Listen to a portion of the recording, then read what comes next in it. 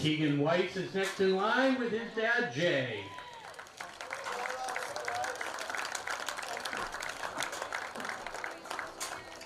And last, rounding out the football squad is Jake Troutman with dads Jeff and brother Josh.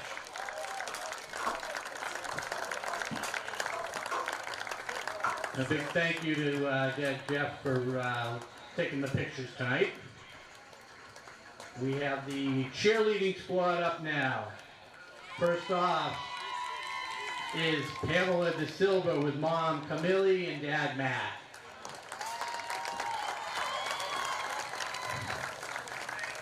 Then we have Mariana de Oliveira with mom Sandra and dad Hudson.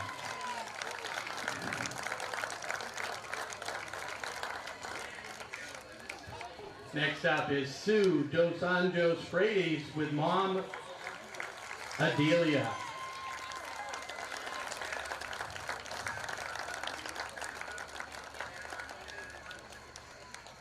Next up for the Ashland cheerleaders is Paula Mwanga with mom Bernadette and dad Peter.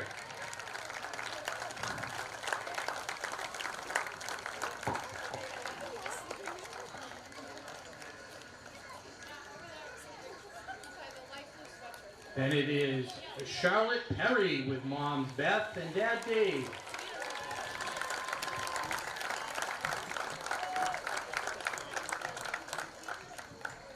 Next up is Vanessa Souza with mom Wagner and dad Ronaldo.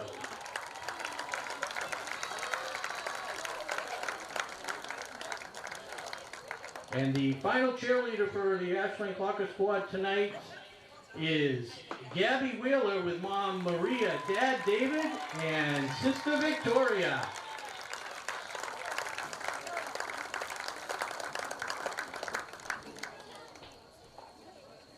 That completes the senior presentation. Congratulations again to all the 2022 seniors. And have a great night tonight, everybody. Thank you.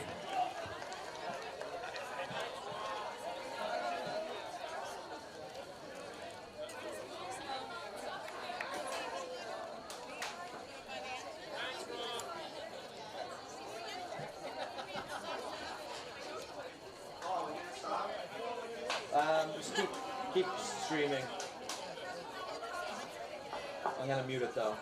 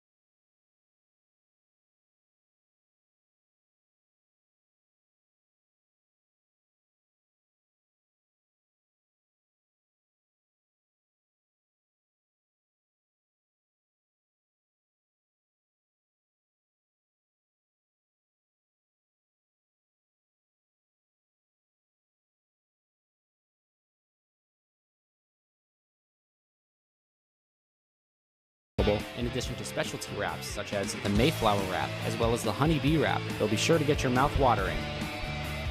Serving Metro West for over 24 years, give them a call at 508-231-1859 or find them on the web at marathondeli.com.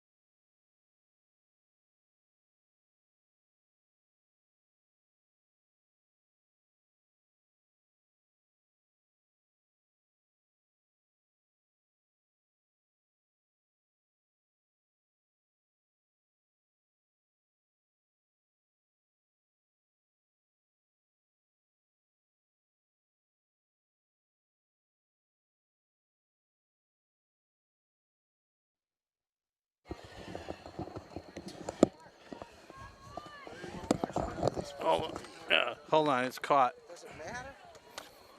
No. Is there a right and a left? No, whatever works for you. Matthew, is there a right or a left? No, you got to face in the right way. Is that all right? Yep. Thank you. Just put it on like that. Thank you. And how's that audio?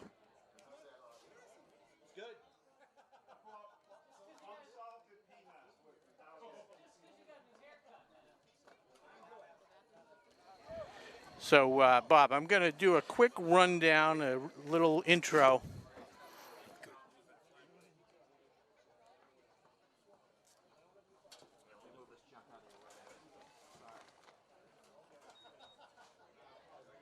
Yes, we are. We're good to go whenever they're ready.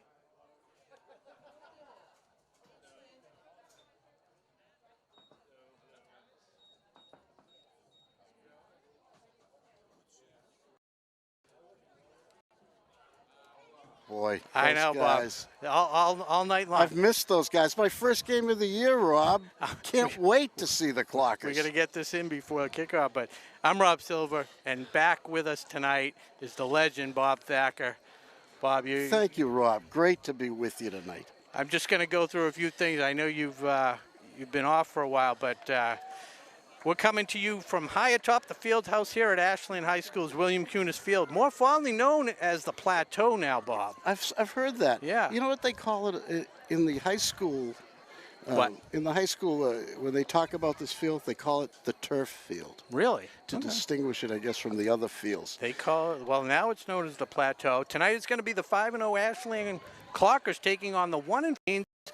But it looks like it's an improving Wolverine squad. Bob, you and I were just talking. They had a win last week against Medfield.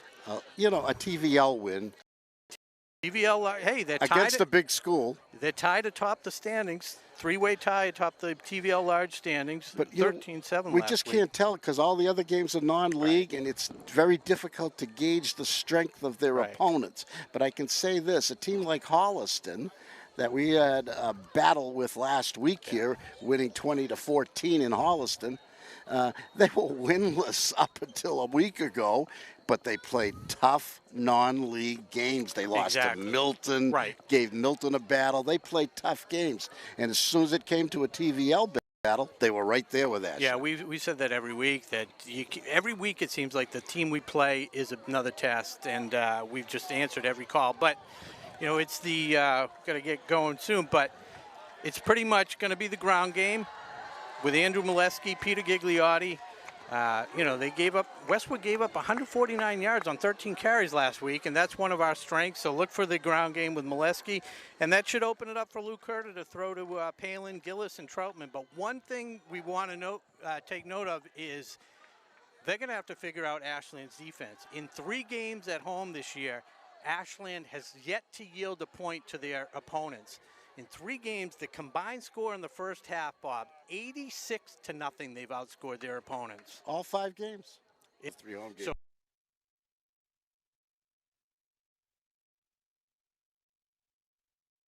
So we're about a couple minutes away. We're going to do the national anthem, and it should be a great night. So we'll see what happens. Pretty big crowd on here tonight.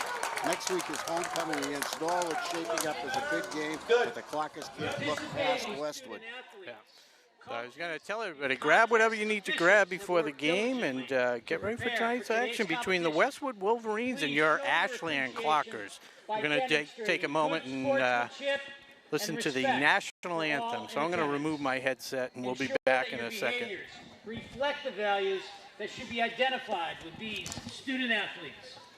Assume responsibility for your behavior and the behavior for those around you. At this time, we ask you to please rise, remove all headgear, and face the flag for the singing of our national anthem, performed by Ashland's own senior, Grady McGuire.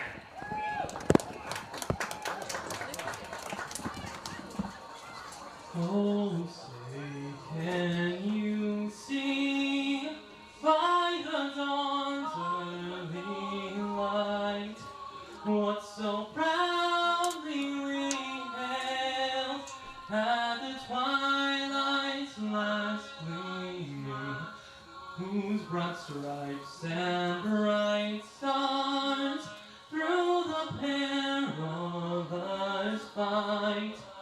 O'er the ramparts we watched were so gallantly streaming, and the rockets' red glare, the bombs bursting in air, gave proof through the night that our flag was still there.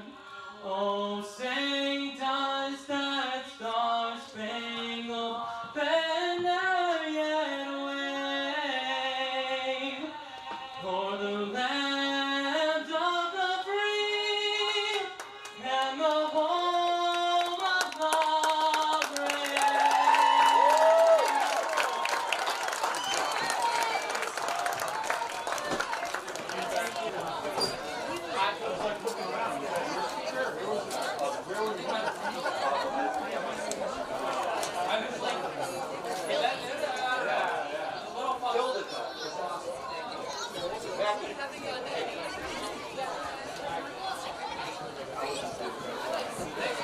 Still get black from that camera, get audio, but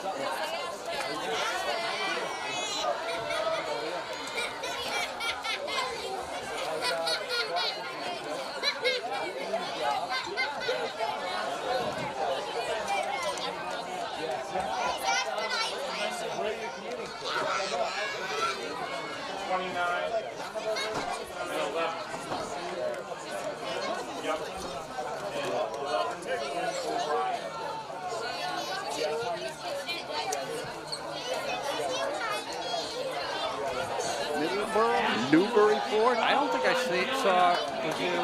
Man. So it's John Gillia kicking off for Ashland tonight. And we'll try and get some of the names for Westwood. George Maroon and Quinn O'Brien, I believe, deep for Westwood. And it's senior night here in Ashland. Already. Unusual so early in this season. Well, they had their home games kind of early, so one more game next week at home. But it is the 5-0 undefeated Clockers. And Gillia kicks it deep like he's been doing all year.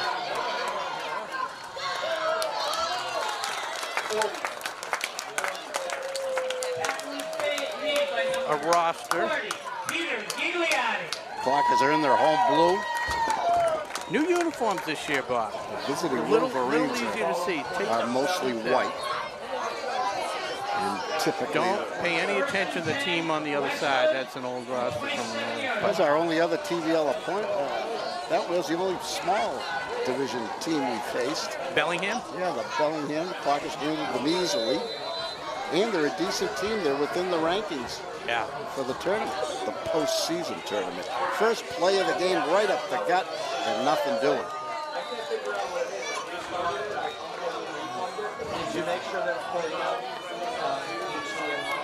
I'm all right, take your time. Tangled up here. All right. Second down and 9 is what they're calling it. These home games haven't given up a point here at Bill Cunis Field this season. Now, and that's something they're aware of. They listen to these broadcasts. I was talking to a couple of them earlier in the week. We had a chance, and they're aware of it. They take pride in that, as they should. As they trip them up. The ball came loose, but I thought he was down. I mean, the guy. You gotta try everything, I guess, you know. Westwood starts up with the ground game, you can't blame them. They know we're pretty tough against the run. I know we've been beaten as well by the run. Okay, that Holliston game, Holliston had 2 chances on their second to last drive of the regulation, and one right in the hands of the receiver that he just dropped. So we've been fortunate. Here's our first pass. Luke Herter reads that, gives him a couple of yards, and then it's Troutman and McGough to make sure he doesn't get the first down. Got a punt for Rob, it's too far, you got a punt. 3. And Bob Thacker once again calls it right. Early in the game, Did you dying to get the Did ball. you get to watch the Holliston game? No, I saw the highlights on Max Prep. Okay, so their first possession after Ashland had scored, they had 4th and 2 on their 33-yard line. They went for it. That's when Holliston. So they were really aggressive, as you would expect. Bad snap. Woo! Good job by the blockers. And, That's a nice kick. Troutman's going to let it go. Gets a good He roll. had to. Yep. Boy, they did great on that punt. Off a bad snap, doubles it the pleasure. Yeah. Clockers are going to start inside the 20. So, like I said in the pregame, I would expect Molesky to see the ball a lot. Molesky's And number 23. 23? Yeah. He's been the featured back all season long. Couple And 200-yard games. honestly, I was talking to Coach McKay last weekend, and I told him I don't remember Molesky carrying the ball last season. He got it, which is this little, year. Right. He got it a little bit in the spring, but he was not the feature back. But man, has he stepped up, and he's big. You know, and because he's had such a great season, Gigliotti really kind of doesn't get the credit that he deserves. And there's Molesky on the first carry. He's still going. Look at. Molesky, he's still going. So 16 yards. And that's why I pointed that out in preseason, that he just does not go down. And when we interviewed him, Matt Gillis, and Luke Herter earlier in the week, I said, you know, I kind of came up with a nickname for you. I don't know if it's appropriate. So I explained. I call him the Weeble.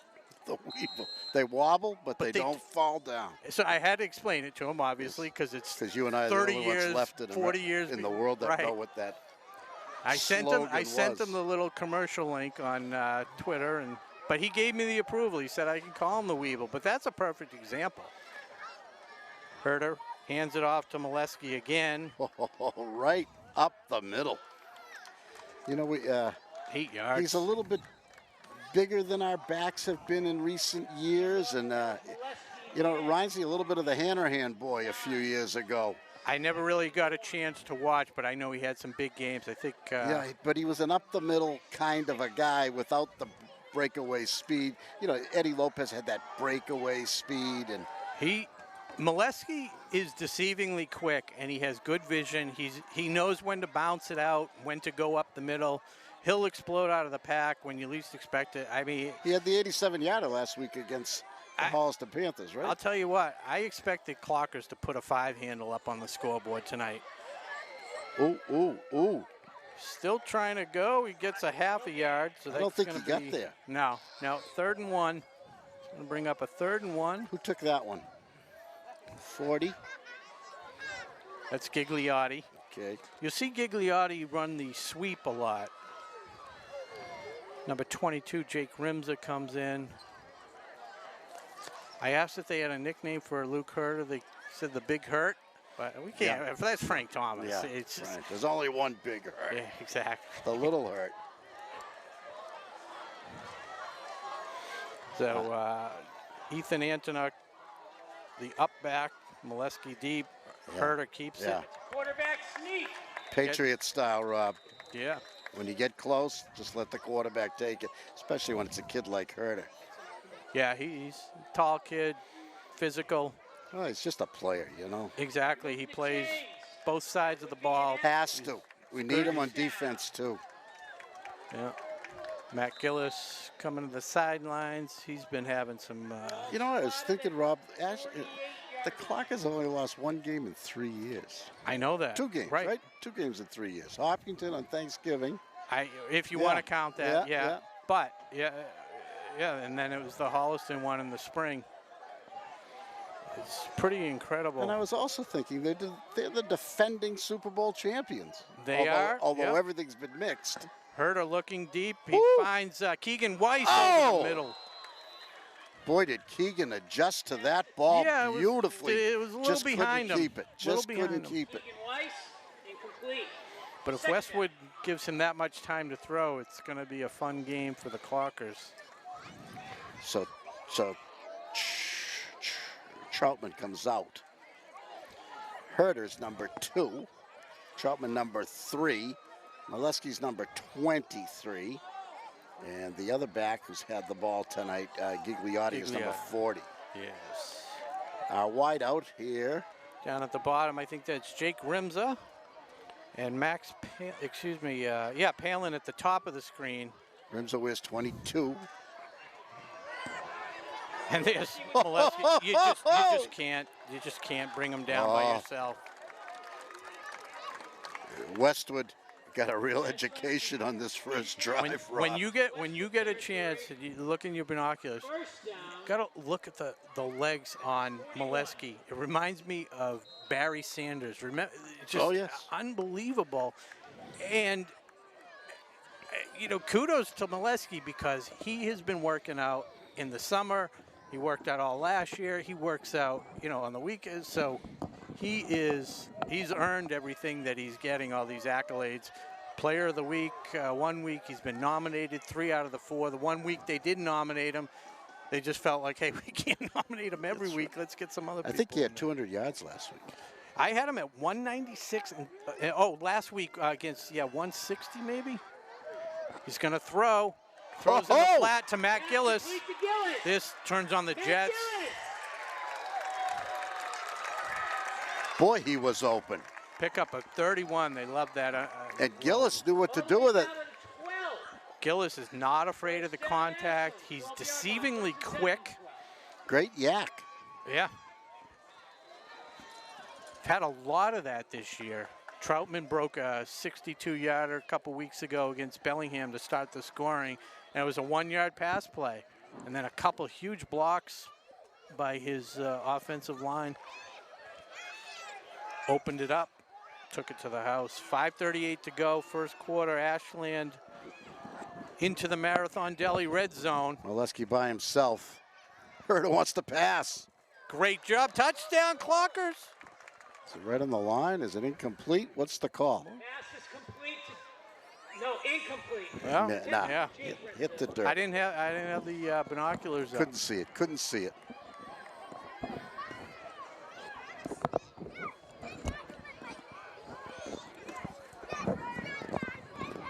Second and 10. From the 12.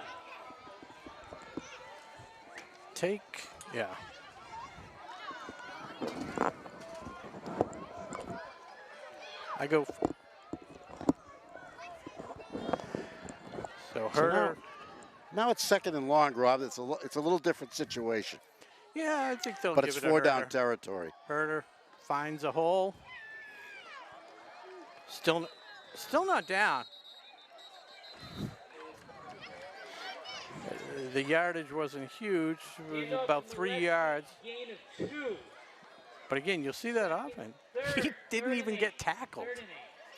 It's going to require about 3 to bring him down. 3 Wolverines at least.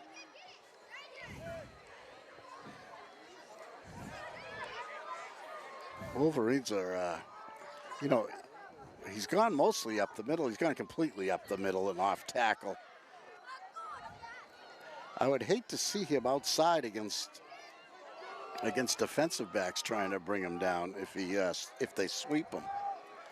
And the defensive backs have to come up to bring him down. What is he? Yeah, he's lined up next to Herter. By himself in the backfield. Modified shotgun. It's a pass. Pass intended for Weiss. No good. See if they bring on John Gillia. This is well within his range. 27, here he comes. He's going to get a chance. In comes John Gillia for a field goal attempt. Be a 27-yard field goal attempt for John Gillia. With 8 yards to go. He's been pretty automatic as well on the extra points. He had the unfortunate missed field goal in regulation at the end of the game last week. That's 31-yarder.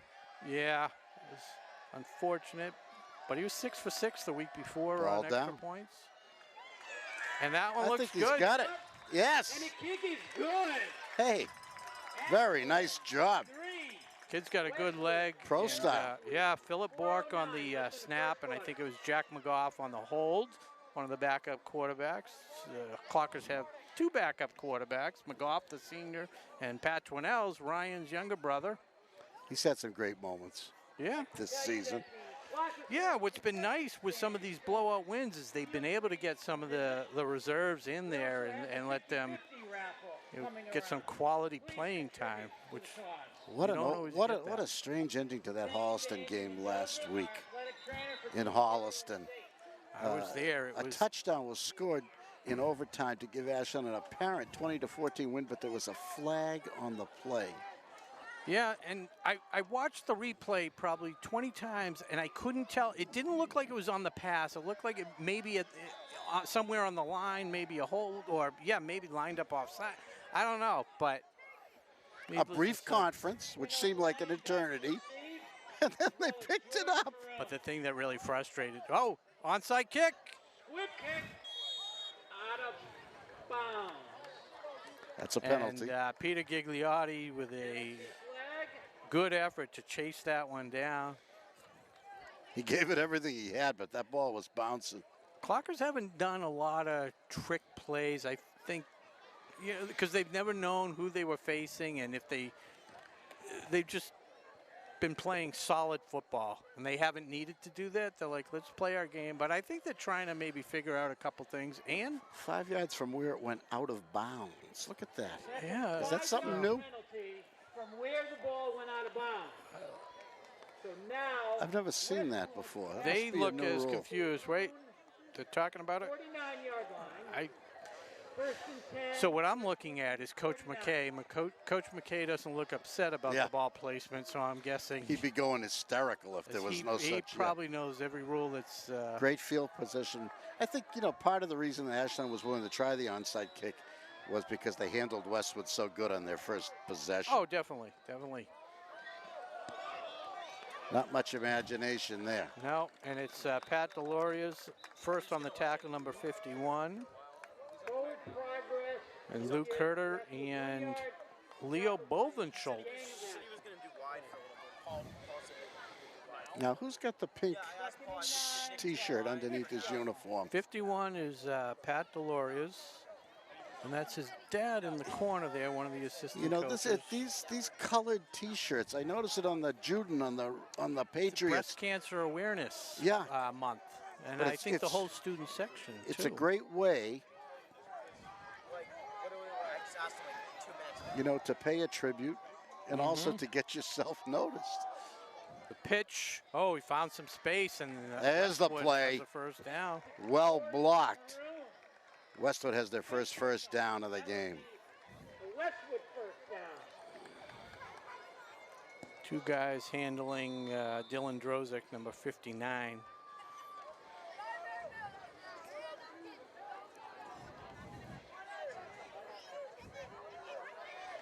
Now Westwood's feeling a lot better about themselves. A first down and a nice play, their first real positive play from scrimmage. 3-0 here at Ashland High School. 2:42 to go in the first quarter. The Wolverines look to throw it downfield. Single coverage. It was great coverage. Good coverage by Weiss, definitely. He couldn't even get by. The receiver couldn't even find a path to the ball. Tremendous coverage. 40-yard line. Who was that? Keegan Weiss? Yeah. Number 8. Coverage. Yeah, he's emerged as a solid player on, again, both sides of the ball, receiving and defensively. It's Troutman back there at safety. Gigliotti's had a few interceptions. That one looks... That's the same play that went for a first down to the opposite side, and the clock is all over it. Yeah, they got penetration through the line and just kind of shut it down. I guess they got to pass. I guess you have to pass 3rd and 9. Unless they think they're going to try 2 plays here. They might try that exact same play to the other side. Let's see. Ashland's been great at making adjustments to, Well, I always felt that Coach Coach McKay subscribes to that theory that you're a new team every week on offense and defense. Yeah. So they got 3 receivers lined up to the left. The big guy isolated down the bottom. They're going to go to the 3 underneath. And right there to wrap them up is Jake Rimza with Jake Troutman. Tackled by Jake Rimza. It's going to bring up a 4th down. They'll go for it, right, Bob? I think so. That play, if the other receiver had thrown a block instead of just fading into the background. Yeah, the quarterback did what he had to do. The receiver did what he had to do. And there was another receiver right there. If he could just nicked one of the clockers, maybe they could have made something. Now it's 4th down, and it looks like about 4-ish. Let's see. They can run or pass, be on their toes. They set up in a run formation, in my opinion. Let's see what they do.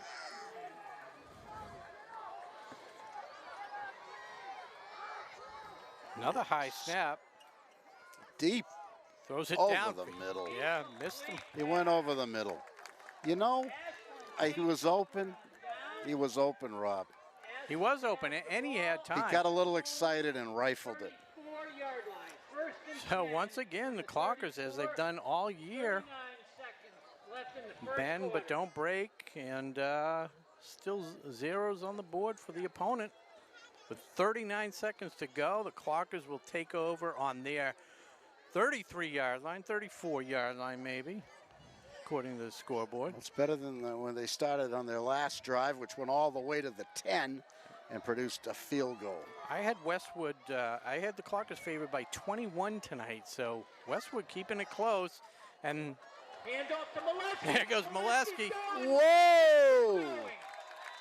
Maybe if he went outside, but he stayed the course.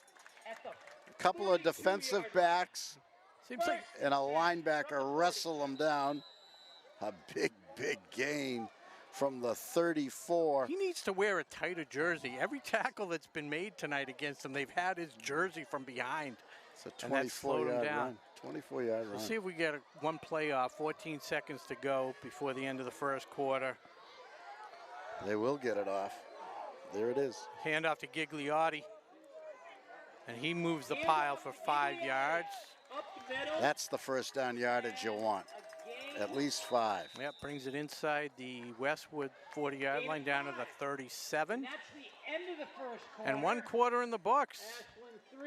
Ashland 3. Nothing. Westwood And, nothing. Tonight's game being played on October 15th, 2021. At this time, we'd like to say good luck. A beautiful day and a beautiful night in the clock town. It's about 65 degrees at game time. Congratulations to the golf Yep. team. On October 15th, you can't do much better than that, Rob. And will compete in the state tournament on Tuesday. I'm Rob Silver, and I have Bob Thacker back up here tonight. It's good to have you back, Bob. Thank you, Rob. I've been dying to see the team. For the link to the Family ID registration site. Tough wins, some good wins, some easy wins, some tough wins, but good football every week. That's what I've been seeing. And good performances every week. I try to watch the highlights on Max Preps. But if you want to see a great recap of the Holliston game, believe it or not, on the Metro West Daily News site, they have a video Yeah, Tommy story. Castle did a great job with splicing in. I love the last scene when the Clockers rush the field when that flag gets picked up. Shot from behind the end zone. Oh, They're we're in going the to war. Their wing T formation. Oh, is that what we call it? That's what Holliston Mark calls it Drozek. the war? Yeah, Mark Drozek. I call it the squish because they're all squished Yes. together. But They used that last week against Holliston. yeah, so they faked Woo! it. He carries it. He gets met. A flag. Yeah, that's But there is a flag on the play. like there was time for a hold. Did he give a face mask? He did kind of end up in a weird position. Herder. Official was only about 2 feet away when he tossed Right. that flag. Now he's asking the other guy. Let's see. It was a face mask. He saw it. Mask, Westwood. It's hard to believe anyone had time to yank it. They usually require a little bit of a yank, don't they, Rob? Face mask 5-yard penalty, not 15. Resulting in a first down. Ashland. Something just odd about that whole thing. First of all, it was only 8 yards. We were under the impression there's no automatic first down. If it was a personal foul, that's one thing, but. Get the shift. Yeah, huh? that's the first time they've done that this season. A new team every week. Gigliotti. Man in motion. But Molesky gets it. Puts his head down. Still going. Pick up of 17 yards. He's a machine. They are moving the chains. That must be an Ashland first down. 1st and 10 from the 13. I want to thank our crew tonight. We have Mackie Kotob, Nick Cunningham, Justin O'Brien, the new guy. Justin O'Brien. Yeah. And Paul Bowden running the show downstairs. Mr. Big. Yeah, he doesn't get out that often. This is a big game. This is a special occasion. Look at the genius of Paul Bowden tonight. Producing and directing tonight's broadcast live, streaming on Facebook, I guess, and YouTube, and I think it's on Hulu too. Molesky gets the carry. Jeez, I thought Luke breaks through. For a second, I thought Luke kept that. And I saw a path. I mean, it was to the corner of the end zone. 8 yards, 7 yards. 8 yards, and it's 2nd down and 2. Clockers can get a first down without putting it in. Westwood back in the heels. They got to strip this ball, or they're going to be down by at least 9 points. Pitch to Gigliotti, who's going to waltz into the end zone. You know, you can't really strip the ball if you don't touch the running back. So, you know, the Clockers' offensive line is just moving them out. I can't tell you how many times they've waltzed in. I say waltz because that's what it is, untouched. That offensive line. That's great blocking. Yeah, that offensive line. Drozek, Deloriers, Jared Canning's been in there. It's nice to have a great offensive line and a running backs that can break tackles. Good snap. Fakes it. Was it? It's a two to Liam Fleming.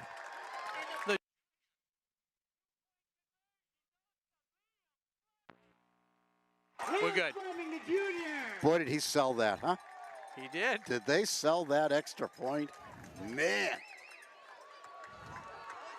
Timeout on the field. 10:15 to go until halftime. Ashland 11 and Westwood nothing. 10 minutes left in the 2nd quarter. Not exactly as dramatic as the Eagles' 2-point conversion late in the game the other night. Wasn't that? I couldn't even understand that. That's such the big thing nowadays, and I still don't get it.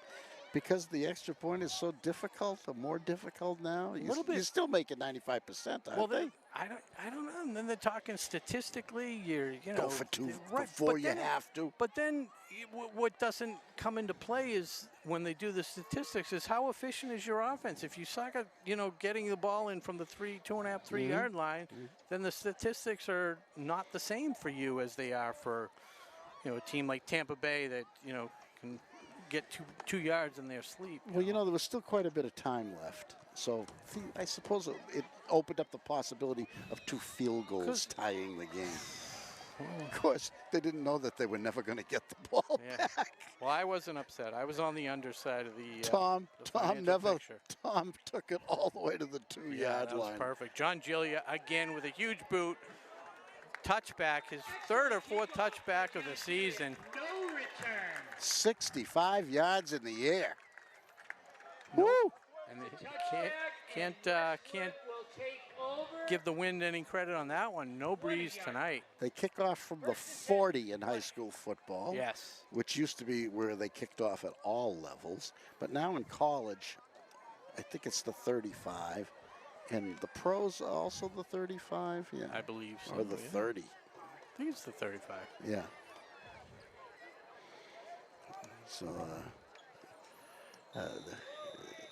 so 11-0. Westwood needs to figure out And they're again, going- like we said, the defense. They're showing pass, 4 wideouts, straight back. That's the one they tried to get on 4th down to number 17. Just the yardage they needed to on that 4th down. Look at that. Thomas Payne. He's Kane, excuse me, Thomas Kane. That's Brendan Donegan, the quarterback. Try and get some of the Westwood Wolverine names for you. Oh, bad snap, and Donegan's just got a fall on it. Recovered by Westwood. We like to have the rosters of both teams so that we can call. Right, and give the recognition to kids on both opposed- sides. Exactly, you have to. Yeah.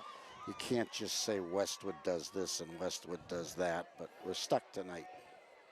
We didn't get a roster, and I have one on my phone, but it's not of the size that that I can read easily. Right, it's a rotary phone that you ripped off the wall. Even Donegan throws deep to the sideline, and it's Weiss, the only one that had a chance for it. Even with my eagle eyesight, that's kind of tough. Yeah, and you don't have any grippy thing on there either. That thing could go flying. I know it I'm broke. worried about the fans below us. They might. Thomas Kane is 17 now. Yes. Who do you say the quarterback is? 12. Donegan, did we say? You say he's number Brendan. 12. Brendan. There's 2 Donegans. Andrew's Brendan, 9. yeah, Yep. Brendan Donegan, number 12. And he's a captain, along with Mark Holmesy, 14. He might be a back. We'll look. So it's 4th and 6th, and looks Too like deep they- in their own territory. They're gonna punt, They're in what they used to call deep punt formation. and it's Donegan. Clock is Had a itching for little a trouble. return. He drives it right at him, but not catchable easily. No. So they let it bounce. So we want to just take a moment to thank our sponsors. Once again, Marathon Deli. Those guys, I love those guys. What did you get tonight? I got my Italian? Italian. That's knife, I thought yeah. it was you. I Yeah. didn't. When I saw the phone I just number, can't resist. Everything's get good you? though, as you know. Ashland, first down, I like the Mayflower. 28 yards. You know. But it's too close to Thanksgiving. You know. Yep.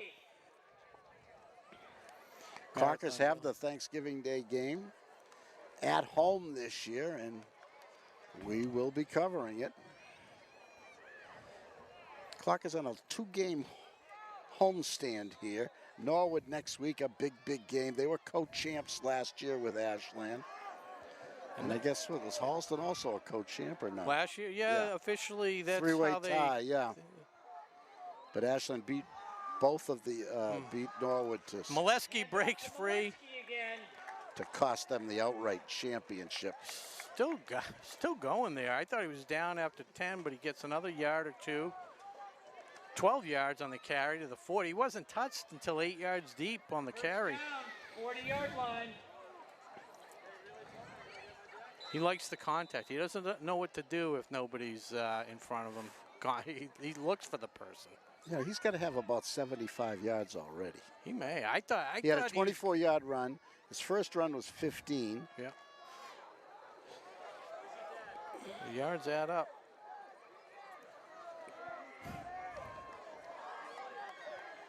So it rolls out. He's got 3 receivers. He's looking. Throws underneath to Troutman, who gets hit immediately. But it's still 6 yards. Nice read by Luke. Yeah, His deep receivers were covered, and he dumped it off. He took what he had to, yeah. I think it was number 29, George Maroon, on the tackle. 2nd and 3. Gave him 7 yards on that. He's also a captain. You can see why on that hit. And if you watch some of the old game film, Bob, because I'm sure you will this week now that they have your interest, Herta rolls to his left just as often he does to his right, and he's pretty adept with the throws. It's Molesky. Yeah. A disappointing 4 yards and a first down. They had him, Rob. That didn't have to be a first down. You just can't bring him down in time. I see that as a first down, and it is. They're moving the chains, ladies and 7 minutes to go here in the second quarter. First down. And I'm not sure if they're sponsoring us tonight, but nobody told them, but your fans, Technoplex Flexibles, still been supporting us this God, year. I was just in there this week. Did you get a shirt? Well, I know. I actually got a couple of flexibles. Got one for my wife. That's good. One for the boat, one for the car. They're very flexible. Yeah, but they've been supporting us since last year, all the sports, and we thank them for their generosity. As they hand off to Gigliotti, gets the outside. Hand off to Gigliotti. Mr. And Inside 8 and yards. Mr. Outside. Gigliotti, as you say, seems to go wider. And Molesky seems to go up the middle. So they keep Molesky and Gigliotti in. Ethan Antonuk looks like he has the cast off of his hand, which is good to see.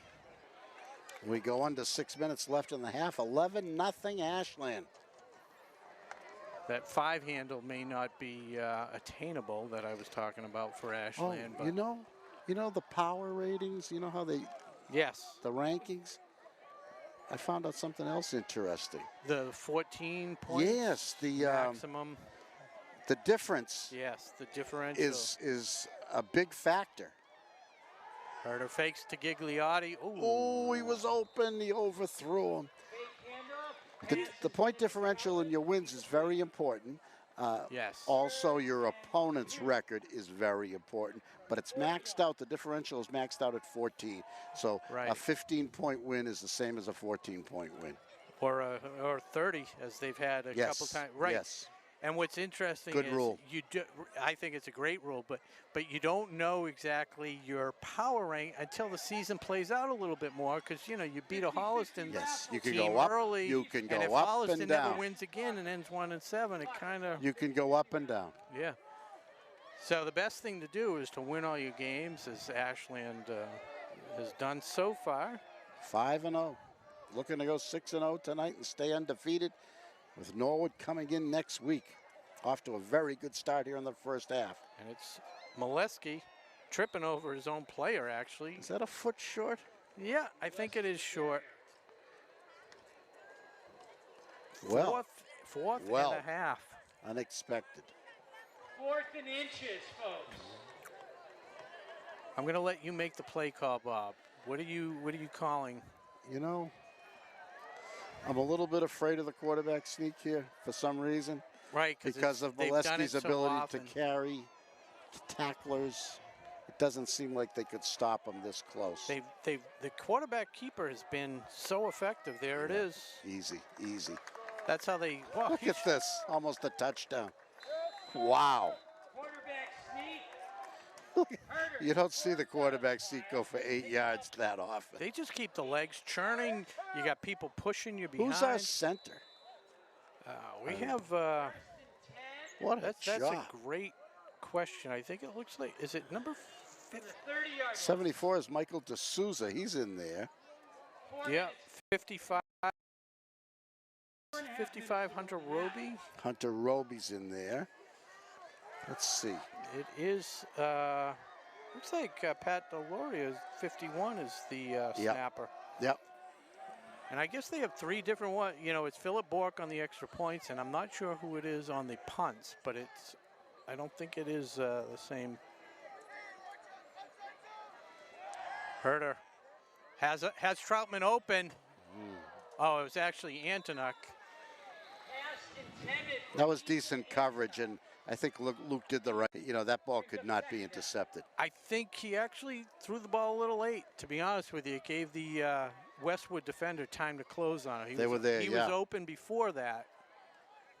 But, he hasn't had a ton of opportunity to really throw the ball downfield. But you don't want an interception under any circumstances, with the game pretty much under control here in the early going at least. Right.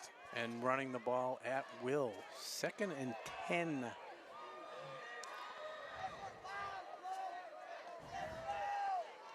Molesky. There, they stop him, but he gets through again. Holy cow. Stopped for no gain. and then 7, 8 yards out. Somebody's got to get low, Rob, and cut his legs out from under him. You can't tackle him up here high on the body. No, and if he's standing up, the gotta, line just gets behind and pushes the pile. You got to take his legs out. You got to take his legs out from under him. Somebody's got a submarine. So it's 3rd and 3. It's Antonuk up the up back, and Molesky. Gigliotti in motion. Pitches to Gigliotti. He's able to break it. They had him. They did. He broke that tackle. That's all he needed to do to get the first down, and plenty more. The other thing about this team, as we tick down to 3 minutes, is they played very clean game, just as they have the last couple of years. Very few penalties on Ashland, and their takeaway ratio very solid. They're great at protecting the ball. I think there's been maybe one or a couple interceptions, but for the amount of time, they've done an incredible job in keeping it safe. It's a first down play coming up. Herder. Got Troutman, and got him. He threaded the needle. What a pass and what a catch. Perfect play. 12 yards. Herder to Troutman. 17-0 with the extra point coming up.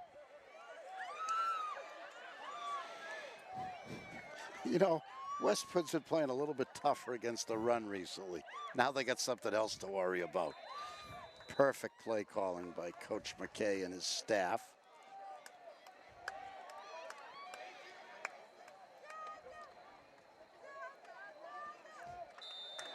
Look at that. Perfect. I mean, that's good from 40 yards. He almost hit the school. Yeah. 2:54 left in the half. Ashland, 18. Westwood Wolverines, 0. Coach McKay, very lucky to have such an extensive staff, Well, you know what it is he's done a great job in developing the program at all levels. So we were at the middle school Wednesday doing our Clocker Talk show. We have to have you on as a guest, Josh and I, where we do some, every couple weeks we do some highlights, recap, and who puts that video together, the video? Oh, Josh, and it's Allison, and Allison Rose has done the majority of it with she Connor puts the Donovan. video together? She does, nice. She does all the editing, and Connor does it as well. Do you write a script? Yeah, we kind of write our own thing. Yeah. I've been doing volleyball, football, and field hockey, and cross country, and he does the soccer and golf. But as How do you Julia, do cross country? Do you run with the kids? You know something? It's funny you say that, because one of the moms, who's an assistant coach, actually wrote this nice text message of the summary, and I just read it verbatim because it was so well written. Emily Riley, because I want to thank her again, as Westwood looks to return this kick. Get back to the 23. But what I was going to say, we were at the middle school, and there was a middle school game going on, 6th, 7th, 8th grade, Ashland playing Hopkinton. Coach McKay and his coaches were all there to kind of support the younger kids, and there was probably 10 or so of the varsity players as well, just standing up behind them on the sidelines to show their support and cheer them on. So it's McKay and the whole philosophy, mentality that he's instilled from the ground up, and all these coaches. Andrew's a 2002 graduate of Ashland High. And this is his 12th year. Imagine that. As the head coach. I was young when he started. You're still young, Bob. Still young. Oh, another high snap. Oh, oh! Yes! A six pick! A pick six! Ethan Antonuk on senior night. A dream come true. Number 4, the senior, Ethan Antonuk. It just fell into his arms, and nobody between him and the goal line. Who had the big hit? It was Dylan Drozek. Yeah, excellent Number hit. 59. Man, oh man, 23-0, point after coming. Clockers dominating the first half here at Cunis Field. So again, Gillia Westwood reeling. Extra point, the hold by McGough, and Gillia pushes it through the uprights. Excitement on the Ashland bench. So as soon as I said that 5-handle may be off the table, they must be piped in because they put 15 points on the board. Actually, they put 22 points on the board in now, no by time. a 5-handle, do you mean a 50? Yeah. I think we're going It to would see a have 50 to be tonight. plays like that because Coach McKay will not score 50. Well, so I'm with you there. Yeah. He would not do it with his first, with the first stringers, but he would put in the second string, especially, some of these second stringers are seniors, so senior night. Yeah, it could happen. And, it could happen. Yeah, and that's another thing I was talking to Matt Gillis. I'm like, how do you get up for a game? They get up for every game. I'm like, excitement on the bench because everyone's saying we're getting in tonight. We can get in tonight. If this trend continues, we're all going to play. Exactly.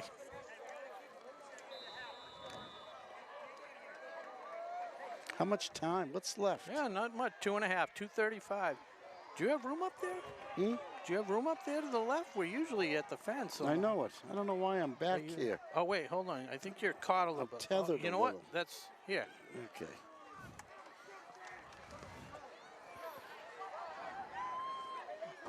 I'm afraid of the camera, And that, too. Kickoff by John Gillian. No return. Touchback. No return this time again. 20-yard line. Man, does that boy kick the ball. Their own 20-yard line. And he's a senior. Good weapon. And again, do I remember him from last year? I think he kicked a little. He wasn't our kicker last year, was he? He was. He was. We had Okay. lost to Gostinelli in I remember that. Yep. 20 graduating class. Yes. He did a great job, man. That Super Bowl season. And he Gillia did not miss. Nope. What do you Gillia was good last. And we scored a lot of touchdowns. He had a lot of chances. Yeah, actually. Oh, there's another one. That's their play. Incomplete. Off the hands of 14. Number 14, Mark Homsey. Mark Holmesy, the senior captain. The intended receiver there. A lot of the Super Bowl team, I saw at the Holliston game. Dom Cavanaugh was there. Jeff Dollaway I saw. What a season. And they didn't have a Super Bowl last year. The Clockers played in March and April, I guess it was, of this year, 2021. And it was only 5 games, but boy, was it fun. It was a very enjoyable. We only played 5 games. We only played our Tri-Valley League opponents, our 5 Tri-Valley League opponents, 6-team league, of course. And that made it even better. It was fun. It was fun almost just as much because it was just, we were so happy to be playing. That made it fun. Snap, some pressure over the middle. Oh. A little receiver number 15, that was Jack McDaniels. Jack McDaniels. I'm going to keep this over. 4th down. So that only took 15 seconds, those 3 plays. Clockers are going to have a chance to put another 30-point number on before the half if things go according to our plans. Yes, I understand Westwood's behind, but they got to mix it up. You can't pass on every down. And it looks like their receivers are a little skittish all of a sudden. Oh, I snapped that, bounced that one into the... Good kicker. Jeez, Trout, is that? It's Troutman. He hasn't been able to handle one. No, I think it's We're just avoiding him. We just don't need the turnover. Yeah, I think it's a smart play. But that's a couple. We'll fix your cord at the. 2 minutes left in the half. That's that they've skipped into the punter Donegan. And he's done a good job because he's a quarterback. He's used to handling He that. kicks it in the vicinity of the back, you know, but Sometimes they, usually you drill it off to the side. The last thing you want is it returned. I think he's just been Yeah. trying to get it out Just there. happy to get it anywhere, right? Never So mind. let's see if Molesky can maybe break one before the half. He's had a lot of 15, like you said, a number of 15 yards.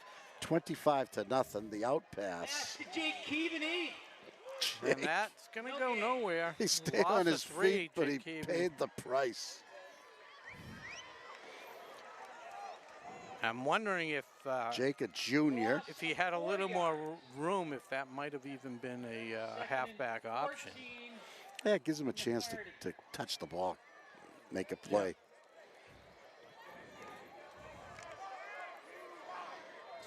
So, yet to throw to Palin, who was the on the receiving end of the winning touchdown last week. Right now. Whoa. Drops it over to Molesky. Screen pass Got to some room. Molesky. Did that work perfectly? Perfectly executed Pick up a screen. 19. Thanks, folks. It must We be remember another that one from the Super Bowl. Remember they did that play on 3rd and 10 to Jake Merlone? Timeout Ashland with Flipped the field Oh. position. That was part of the. That was Jake's biggest play of the year. Yeah. Man. They didn't score on that drive, but it flipped the field Yes. position and ultimately led to We needed it. Ashland getting a little pressure off of their defense. So Has Luke run the ball this year? Luke Herter? Yeah. Yeah, he's pretty good on the ground. Design plays? Yeah. Yeah. A little bit of both. Not that often. I mean, Don was great at that. yeah. You know, you couldn't trust him not to run. And Molesky is head and shoulders above. Well, not, but I mean, before they had 3 or 4 running backs that were Yes. good, and Kavanaugh was just as good as any of them. Herter as a running back, probably not as good as Gigliotti or Molesky. No. And who needs to Yeah. take the hits and risk Right. the... Oh, my God. You're right. Because actually, Herter did kind of get his ankle rolled up on at the end of the half. I forget. I think it was again. It might have been Bellingham or the Concord Carlisle game. But he was coming out anyways. But that's what happens sometimes when you're in those piles. Steps up. There he You goes. go. Hurd is going to take it, run with it. He knows what to do. He does. That's a 20-plus yard gain. Luke Herter. Yeah. And I think it was Rimza or Palin that was out there blocking for him. Realizing that Herter had taken off. That was another thing I noticed in those rankings of all the new divisions and everything. Fenwick, the team we beat in the Super Bowl 2 years ago, is now a division below us. I did see that. I didn't like that. Because we were fairly evenly matched. Troutman on the screen. Cuts it back inside. And gets about 8 or 9. Timeout, Ashland. Timeout, Ashland. So they're going to work on their 2-minute drill. Ball spotted. And I think that's fair. Yeah, it's still the first half. 18-yard line. It's not So- 40-0. It's only 25. It's only, a little more than 3 possessions, as they say. But unless something crazy happens, Ashland will once again shut their opponent out at home. A combined score in 4 home games this year, 111-0 In the first half. in the first half. This is our 4th home game, and I guess got 2 left, 1 on Thanksgiving. Yeah, but a big one against Norwood next week. It's homecoming. Norwood plays, I think they either play Hopkinton or Holliston tomorrow on a Saturday game in Norwood. I may go to that game. I think it's actually against Holliston.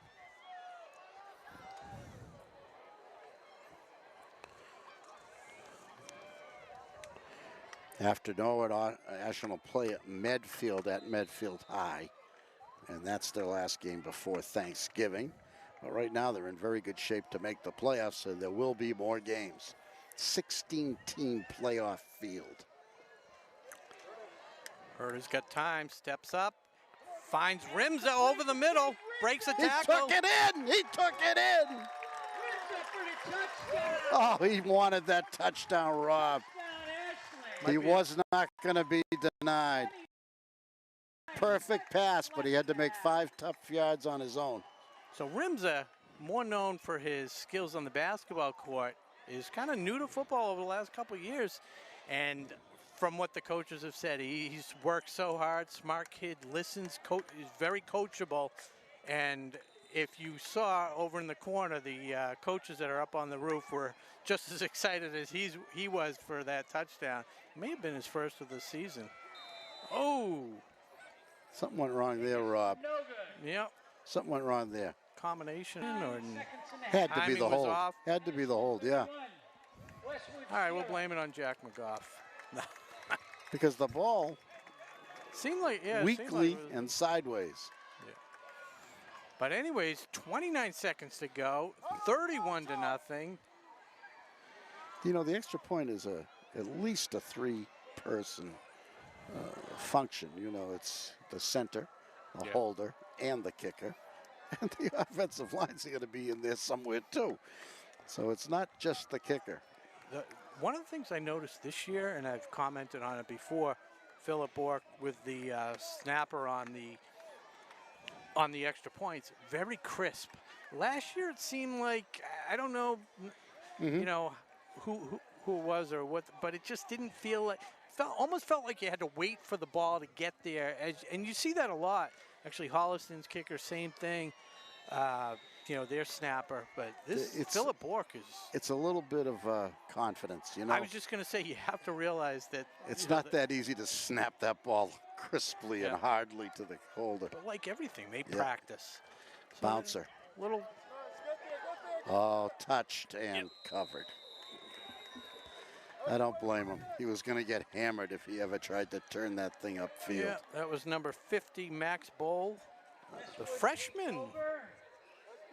20-odd seconds left. I don't know, Rob. Do you throw one downfield? Or you just go in the locker room? Or I think you of course, just the take visiting the knee. teams don't even go in the locker room here. It's just too far away. But let's see. Well, they go off in the corner of the end zone. Dark corner of the end zone. The only time they get to go in the end zone without being on defense. I've seen a little skittishness in the Westwood receivers last time, and the quarterback has to be a little skittish after throwing the pick 6 on the deflection. Well, actually, it wasn't a deflection. He was just about to be tackled. Seems like if he didn't rifle the things as hard as he did, his receivers might have a chance. There we They go. do run it, and that's going to be Dylan Drozek on the tackle. Tackle by number 59, Dylan Drozek. Get a little extra from the PA announcer because that's his son. Is he that gets right? very excited. Yeah. So What's it's his nice. name? Mark Drozek. Yeah. Mark's been very enthusiastic at public address. He does a great job. It's all new to him. And yeah, he's I chat with Mark, and he gives me some insight during the week, and he'll watch the game with Dylan and, you know, critique each other. good. I'm glad. Yeah. So It's halftime at Ashland High School at Cunis Field. It's Ashland 31 and Westwood nothing. The second half is coming up 15 minutes or so, and we'll be back. So what? We have no other sponsors to mention except the 2. I'll read whatever.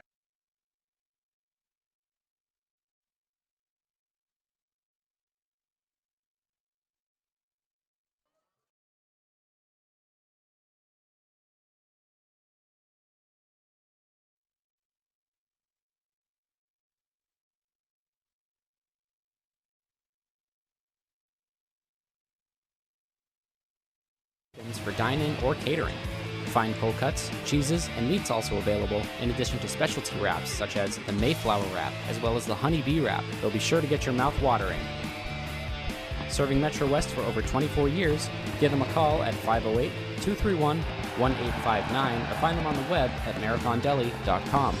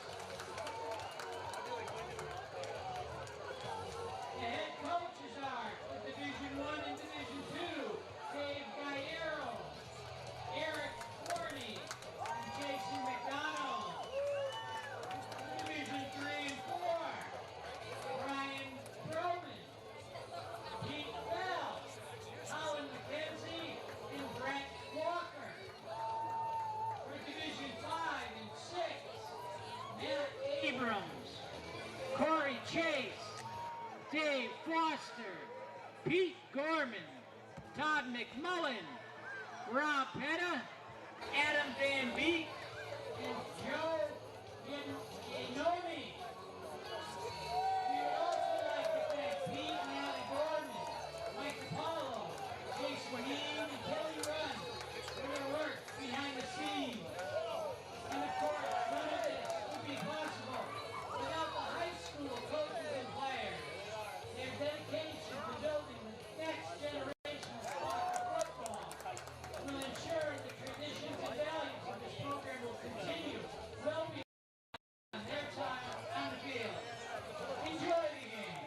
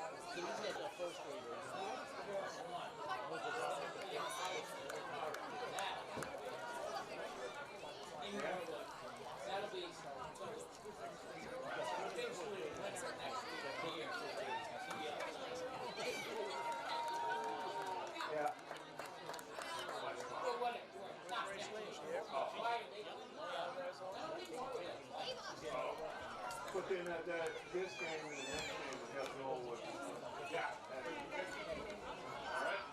Do it.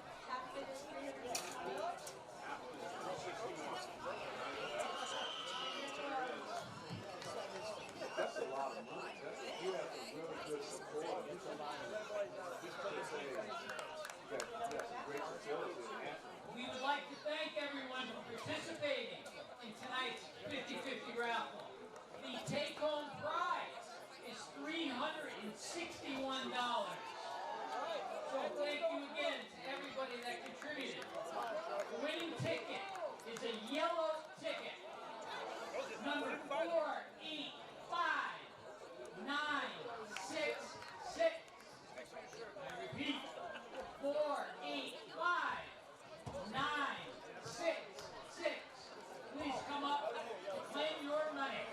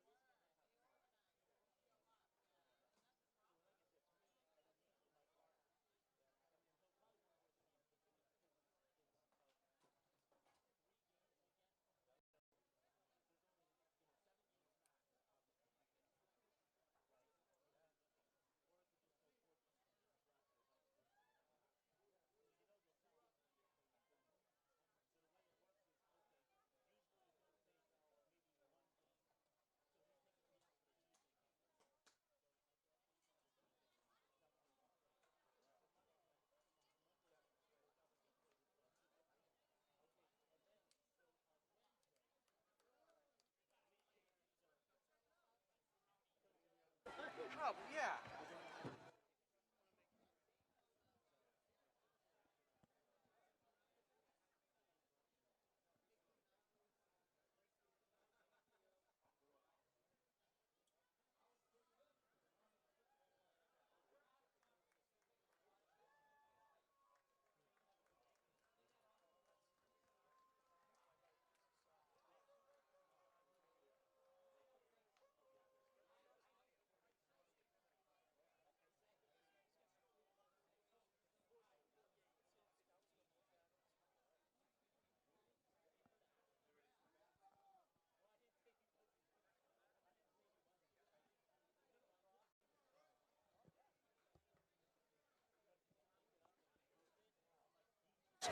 Yeah, thank you. Tried to give you a little more room over there, Thank Bob. you. I think we're back, Bob. We're back. You know, welcome everybody back, Bob. back for the second half, 31-0. Ashland over Westwood. All Ashland in the first half at Cunis Field. An exciting halftime. A performance by the cheerleaders. I don't understand why they just do one routine. That's been your the custom, pet peeve of yours for ever since you and I started announcing But games. Ashland Youth Football Night here at Cunis Field, very exciting. Thousands of kids on the field, very exciting. All different ages, from like first grade through fifth, sixth And they grade. did a little clinic. They ran plays, went out for passes. It was nice. And we're underway. It's a poocher. It's returnable. Oh, he hurdled one. That's Liam Fleming. Liam Fleming was on the receiving end of that two-point conversion on the first score of the night, first touchdown of the night for Ashland. But it actually was He wrote those James Bond novels. Right, I know. Every time I announced the JV game last spring. I didn't know he was so young. And yeah, double three, not 007, double three. 003. He asked for 007, but they wouldn't give it to him. Right. I think that was retired. Ashland with the ball to start the second half. And the horse fights for 5. As we said in the first half, Westwood's been a little tougher against the run in the second quarter, which is, you know, they're making the Clarkers really work for those yards now. Yeah. But Herder has flipped that with his passing. Yeah, Molesky, the last few games, has broken huge runs. He had a 85-yarder against Bellingham, and last week 72 yards, I think, against Holliston. They've kind of kept him in check.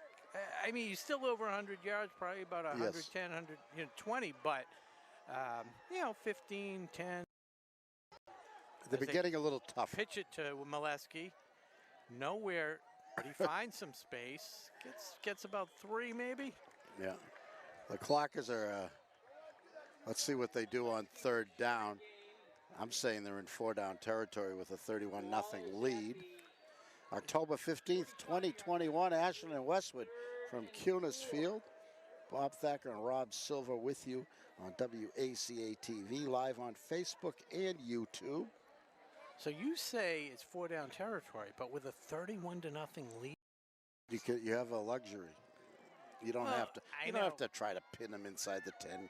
No, I'm just saying from a running up the score type of thing. I think they give their starters this one possession. Maybe it is 4 downs for that reason, and then they'll bring in some of the No, I don't think it's reserves. running up the score. I mean, Westwood stops you. They take over in good field position. Good luck to them. But they got to stop you. Right There's up the middle. explosive The run. one you were waiting for. Come on, Andrew. He's in. Ask and you shall receive. Andrew Molesky. About 45 yards, Rob. That puts him over 150 tonight. Unbelievable. Scored. And that you were talking earlier, maybe not as explosive as an Eddie Lopez, but I disagree. When he gets out in the open, he is quick. And I think it's a deceiving quickness. Well, Eddie was small. It made him look faster. All right, that's why people. Merlone was That's small. why people think I'm quick. Yeah, Merlone was small. And Merloni's dad was small, and he was one of the best backs we ever had. So, 9:55 to go in the third quarter. Ashland takes it. 9 minutes and 55 seconds left in the third quarter. Where they go? About 60-something yards, 70 yards, and capped off by the Andrew Molesky 43-yard run. Yeah, we started on our own 45 on that pooch kick that was handled clean in the air. Oh yes, by Liam. Yeah, Fleming. but that was a 1, 2. What was that? Was that a 4-play drive or a 3-play drive? Was that a third down play? Yeah. Man, it happened Yeah, fast. because we were talking about it. It happened fast. Yeah.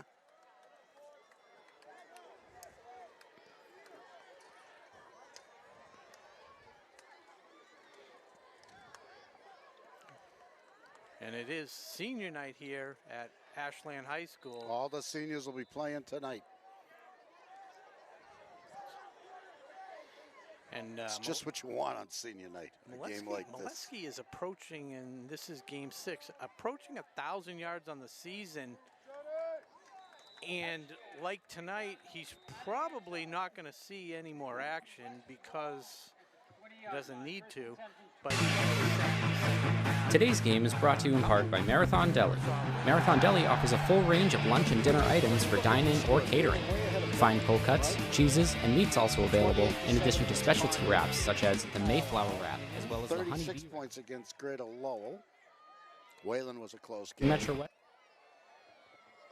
Handled Bellingham and Halston, of course, a very close game. yeah, 28-0, like you said, against Concord. Was it Concord Carlisle? But it was 28-0 at the half. Yep. And Yep.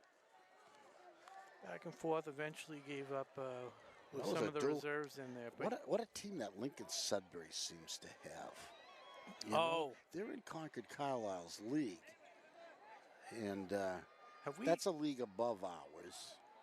And to handle Concord Carlisle that easy, of course, again, we have no idea if any of the kids even went out for the team this year. But to handle a DCL team like that easily. By number Jake 11, Caveney Jake on the tackle. So You you're know- going to have to keep that roster handy, Bob, because we get some new people in. We're all going to see them tonight, or see them all tonight. Yeah, And we they're- got Pat Dwinells was in earlier, I think 16. Who's number 21? Can you see on the Jake Dion? Huh. a well-known name in Ashland. I don't know whose boy he is. It's a pitch, and Liam Fleming The doing it on both ends with his number 33. limited playing time. Fleming. I think Liam's only a junior. Double check that. 33. Yeah, he's a junior. 3rd and 4. That was a gain of 2. 3rd and 4. Yeah, he'll probably take over a lot of the running duties next year. Looks quite capable. Good snap, but he evades the tackle and dumps it off to 29 and a first down. nice play by Donnelly, if that's his Tackle name. by number 13. 29 was George Maroon on the receiving end of the Quarterback the didn't lose pass. his head. He stayed No. cool. Stayed cool and made a play. Yeah, that was his First best and play of the 10 night. Westwood at the 36. That might be Westwood's second or third first down of the game. Yeah, and then I'm gonna look at the defensive line for Ashland. I know John Gillia's in there. As Donegan throws out to the flat, hits one of his favorite targets. Oh, there he tightrope down the line. He almost Yeah, had a Mark chance. Holmesy. Pass complete to number 14, Mark Homsey. So, First down. biggest Westwood. gain of the night for the Wolverines. Gives them a first down in Ashland territory. 41-yard And it line. looks like Philip Bork, Jared Canning, Connor Kramer on the line there, and John Gillia. Coach McKay has cleared his bench. Donegan has his receiver. Oh, Just threw it a Oh. little behind him. That was Quinn O'Brien. Hit him in the hands, Rob. It was behind him. Coverage by number But I'm 14, sure David Sales. O'Brien will tell you he should have had it. Shoulda, coulda. Yeah, he went over, turned to the wrong shoulder. 2nd and 10 for Westwood.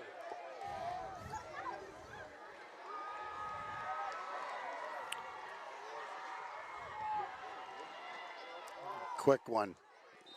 Nice play. Nice first down play. Mark Second- Holmesy again. Except it was a second down play. Now it's third and 3-ish. Again, 4 down territory. 2 for Westwood. You know what I find interesting, and you could probably back me up on this. John Gillia, a lot of kickers, I know when my son was kicking, he didn't like the contact. John Gillia loves the contact. Oh. He's psyched to be out there on defense, be able to hit some people. Years ago, the most famous kicker in pro football was a guy named Lou Groza. The toe? And he was known as the toe back in the days when you kicked with your toe. But Lou's position, he was an offensive lineman. That was his position. David Sales.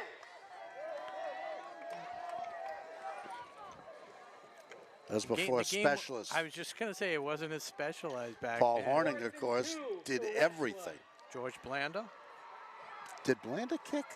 Thought he kicked. Blanda kicked? I thought Yeah. it was a field goal. Well, Blanda, of course, we'll have was a our quarterback. statistician downstairs. But Horning was a back and also did all the place kicking for the Packers. Yeah, it was an afterthought back then. What was his special nickname, teams. Paul Horning?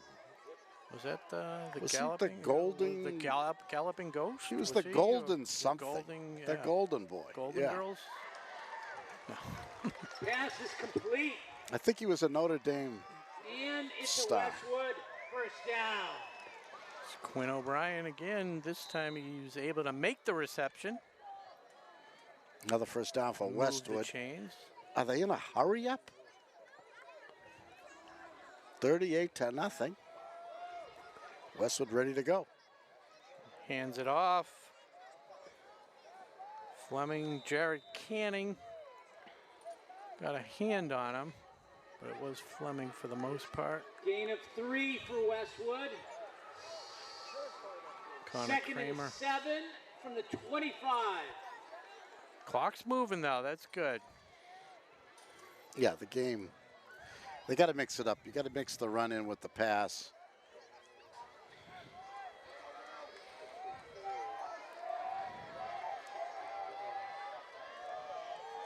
Don again. Good play, fake deep. Jump He ball. didn't turn around. Jump ball, pass Pass is broken interference. up, but there's a flag on the play. Looks like it's defensive pass interference. We'll see. It's 21. Or did he push off? Is that Dion, 21? I forget the name. Let's see what they say. Looks like they... Only the second penalty of the night by my calculations. He didn't turn around. That's the problem. That And makes at it look this level- bad, yes. At this level, you have to. Pass interference on Ashland. That's a 15-yard penalty. It's actually half the Penalty of distance. Westwood. First So it was down. 28, so they'll move it to the 14, or it was about 27, so, yeah. Another Westwood first down. And they're in Ball's on a 12-yard line. they're in what I call the red zone. 12. Yeah, the Marathon Deli red zone. Donegan looking for O'Brien. His favorite play, but Incomplete. man, that was dangerously thrown. Yeah, he could Number definitely 11. see Dwinell's out of the corner of his eye. Kind of stopped his route a little bit. I think that worked out for everybody. Let's see if they try the same play other side or if they try another jump ball in the end zone. Because 14, Who is 21? If I was it, I just want Jake to. It Dion. was Jake Dion. Okay. Sales was 14. So they hand it off. And he's got a hole. very close to a first. Up the And middle. yeah, down to the Big 2. game for Westwood. There's number there, 23, Joey Tolley. It's Toady? a first down, Westwood. And the ball is at the for Joey Toady, the sophomore for Westwood. first down at the 3-yard line for Westwood. First and goal at the 3. Westwood looking for their first points of the night. It's Ashland 37-38 and Westwood nothing. They hand it off to Toady, who's met at the line. Wow. A number of players, but the first contact was number 87, Connor Kramer. Jesus. And Jack McGough. Backfield, good tackle by number 7, John Gilia. Sure, we'll give John Gillia the credit, but he just really came in and cleaned it up. They knew that play was coming, I think, huh? .450 to go. Westwood looking to put it in the end zone for the first time tonight. Second and goal on the 3. 6-yard line. Oh, the 6, that's right. They lost some yards. Pass is up. O'Brien wide open. You couldn't Catches be it. any more open, Rob. No, the defender turned the wrong way. It's almost Nick more Tang. nerve-wracking for the receiver. Yeah, because he was so wide open, and the quarterback. He had to maintain his concentration and just catch the ball. Yeah. Westwood on the board, and they're going to kick, it looks like. Just shows you how skilled the first stringers are, because it takes experience. When you're in that coverage. Now they're still playing their first string Westwood on offense. And it's blocked. Oh, it's no good. It's no Score good. stays. It was definitely blocked. I don't know who got a hand on it, but you could hear it up here. Seconds left in the third quarter. That was Scores Ashland Colin Roper on the extra point attempt. Ashland 38 and Westwood 6. And what do we got left? We got 4:31 to go in the third quarter. Well, this should be fun. We're going to get to see Pat Dwinells. We're going to get to see Liam Fleming. And who's the backup quarterback, Rob? That's Dwinells and Jack McGough. They'll kind of split a little bit. Maybe McGough tonight because it's senior night. And we'll see what Coach McKay McGough, does. First things first, let's handle the kick. Yeah.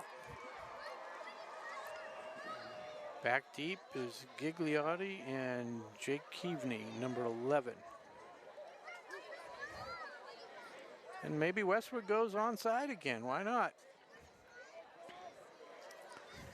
Yeah, I don't call that kick an onside kick. When you the pooch one? Yeah. No, definitely not. I mean, Ashland tried the onside kick tonight. No question about that. But I think this time they will. An official onside. That definitely was one of those. It's more fun to play in-betweens. offense. So that's what the Wolverines are looking for. The defense has had their fill tonight. Coach McKay positioning all his players. Not easy to handle and not handled. But picked up after a little by Gigliotti. Peter Gigliotti on the And an carry. efficient 17 yards or so after he was able to pick that up. Ball is spotted at the 37-yard Yeah, line. an experienced player can do that. 37. So this is kind of fun for the starters to be able to cheer on the rest of the team. So let's see, there's Philip Bohr, Canning, 69. We don't have 69 on the, no wonder you gave me the roster, because there's no 69 on here. So I now see 75 is out there. Yeah, 75 is Nate Kavanaugh. Sophomore, getting some action. Yeah, and It looks like Patrick Dwinells is going to be calling the signals. Pat is 16. Yes, and is that Crispin behind him, number 26? Yeah, Crispin. He's had a few carries. Jason As we Crispin, said, the Clockers have opened up some a big junior. leads, which has given some of these players some time on the field already. Oh, ball's loose. That's an And it's Ashland fumble picked with a up by recovery Westwood. Was it clean? I didn't see it.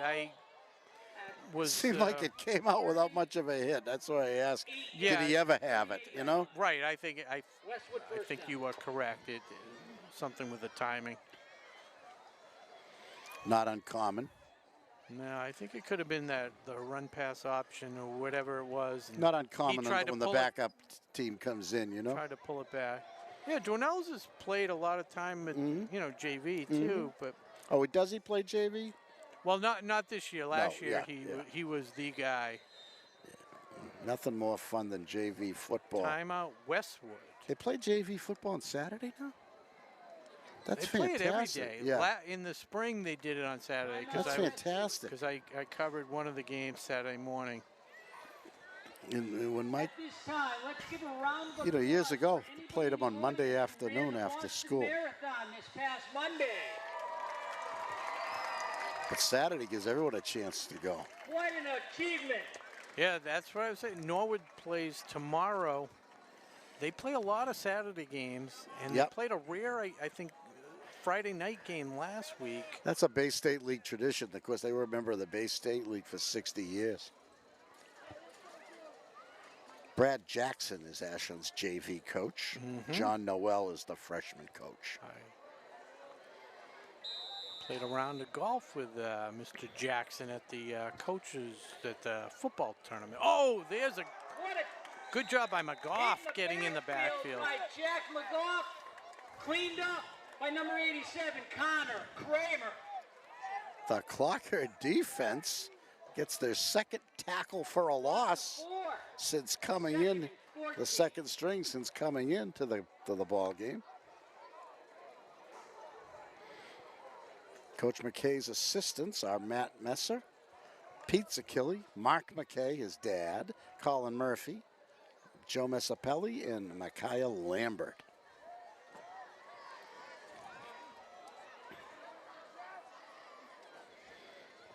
Oh, they got a different quarterback in there, Westwood. So the Westwood coach clears his bench.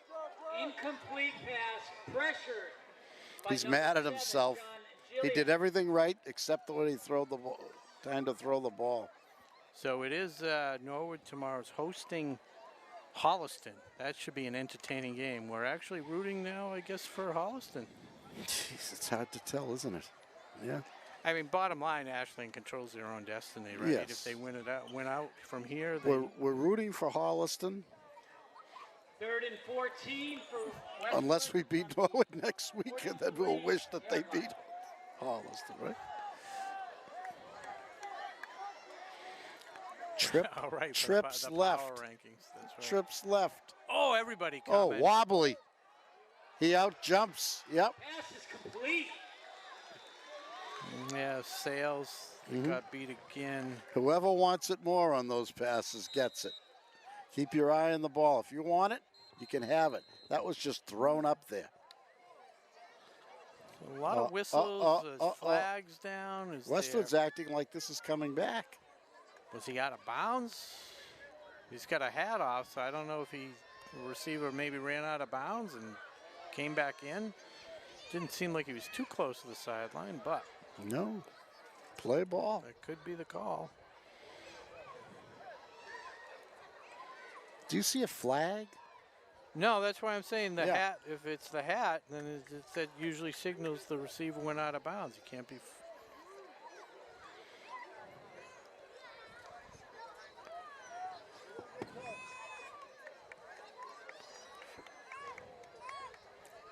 It's a hot potato. So, yeah, the ref over by the side and then going up, and he's picking up his hat. So that's what it was. Illegal touching. So that is going to not count. It's going to come back, lost it down. 3rd and 15. So a good break for the Ashland defense. Actually, 3rd and There's 20. a penalty on A Westwood. big completion erased. Yeah, it was a good job by 5 the yards receiver penalty. kind of sticking with it. Replay. Coach McKay has 3 other assistants as well. Steve McKeon, Mark Steigels, and the legendary Jason Mead, the 1995 Super Bowl champion. He was the feature back on that Super Bowl winning team. Oh, he's got some room. He wants to run. Good job. He wants to run. Who's 77? They made a nice tackle. He didn't want to let go. No, that was Jeff Britt, the junior. Jeff Britt. and we can't forget about the celebration coach, Owen Lovely. He's in charge, yeah. Always on the sidelines wearing his Gronkowski shirt. Oh, there he is. Yeah. Good to see him every week. For Westwood. That was his title, celebration coach. We all remember that touchdown that just before halftime that he ran with his big Gronk spike. I think that was against a Medfield team that year. Tremendous gentleman, Owen Lovely. What happened here? What down is it? It's 4th. 4th and 12. He launches. Double coverage. Yeah. Oh, good for him. Complete at the 3-yard line. What a pass. And that was Jack Crowley on the receiving end from Andy Weeman. Jack Crowley. Sophomore to sophomore, so that's the Westwood future right there. Almost 50 yards in the air. It was like a punt. He almost fair caught it. It's almost the same play they got burned on, almost got burned on previously, but got the fortunate out of bounds call. We had 2 defenders there, but they weren't looking at the ball, I guess. Well, Westwood knocking on the door again. Trying to add to their 6 points. Get a little closer. It's a handoff. Oh, no. You don't. John Gillia hangs on. It happens and all the time, Rob. When you go wide at the goal line, it seems like you lose yards. You know, he actually, I had the binoculars on. It was almost like he didn't secure the ball on the handoff, so that kind of prevented him from running full speed. Gave Gillia enough time to catch up to him. It gives the defense hope when you're this close to the goal line and they get a tackle for a loss. I would love to see the Ashland defense hold here. Give them something to cheer about. The quarterback likes to run. Let's see what happens. Oh, he's got somebody in his face. That's a and gets touchdown. rid of it. It was number 43. Very nice. Oliver Gannon, sophomore. Pass complete to number 43. On the receiving end from Andy Oliver Weeman. Gannon for a touchdown, Westwood.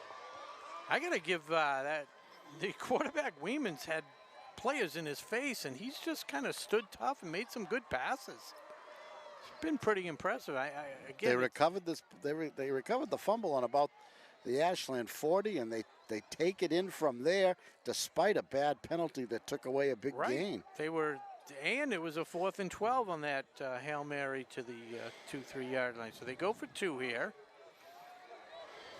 Trying to get to 14. He's Weeman, gonna pass again. Lofted. This time the Clocker outfights the Wolverine. Sales. Yeah, Sales able to stick with it. That's the way to do it. David Sales. Those balls are as much yours as they are the receiver. Yeah. So the score hangs. Ashland 38, Westwood 12. And I'm making the call now, Bob. You're going to hear a lot about this Weeman kid in the next couple of years. Just a sophomore, but he looks good back there. Let's see, their captain and quarterback is a senior, I believe. Well, yeah, but they brought in number 8. Yeah, so he has Donegan. so next year maybe his year. Yeah. Donegan, is it the quarterback? Donegan was Started the the game, senior. yeah. Exactly.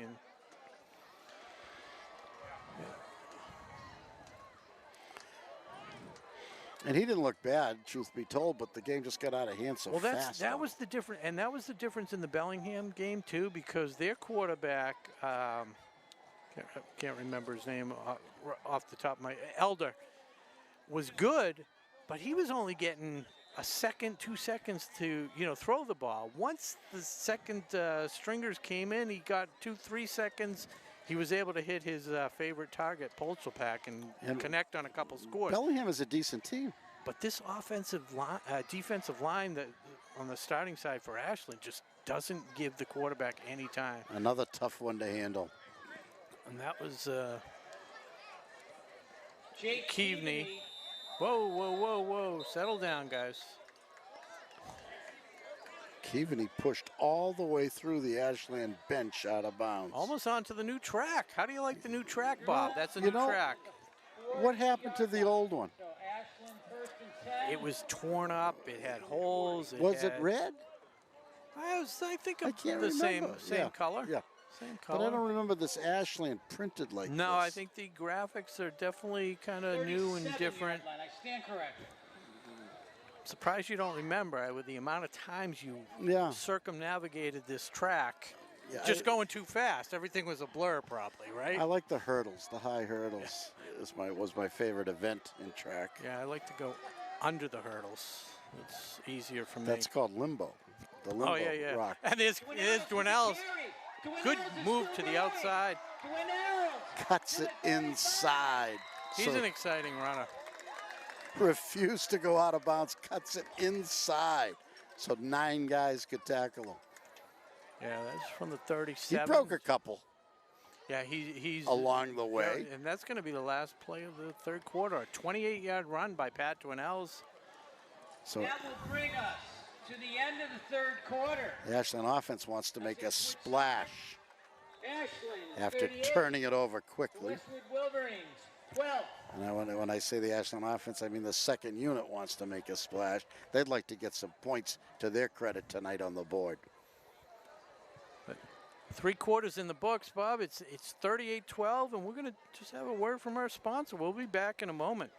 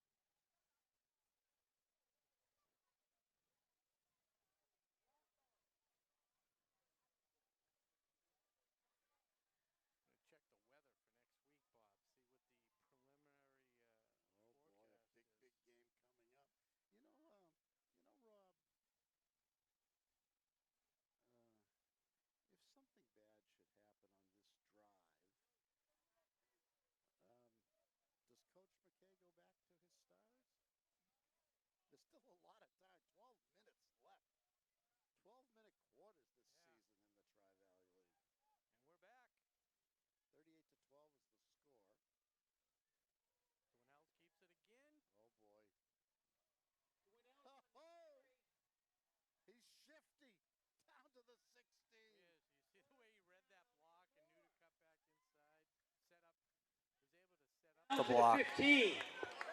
That would be in Ashland. That's another 21 yards.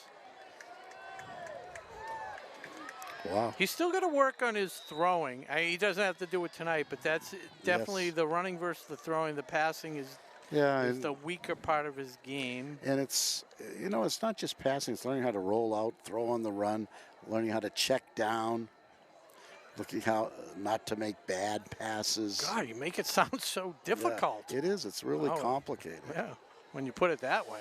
It's not a simple position. You have to be smart to play quarterback. I think that is underrated. You are correct. Have to make good decisions as they give it to Fleming. He knocks over his blockers, and he's gonna gets down to the half-yard line. Gets 16 and a half out of the 17 yards. Give him the ball. He's coming out. Is he coming out? No. Fleming's 33. He stays in. Special agent. Do-do-do-do. Who is number 6? Luis Miranda, the senior. See if Luis, is he a back? Sure. I mean, I would assume they're going to give it to Fleming. He's a receiver. Luis is split out to the far left. Will they use the corner fade and go to Miranda, or will they sneak it or run it up the middle? I think you got it. Dwinells keeps it. And touchdown. You can't go wrong with that play. Patrick Dwinells. Well deserved.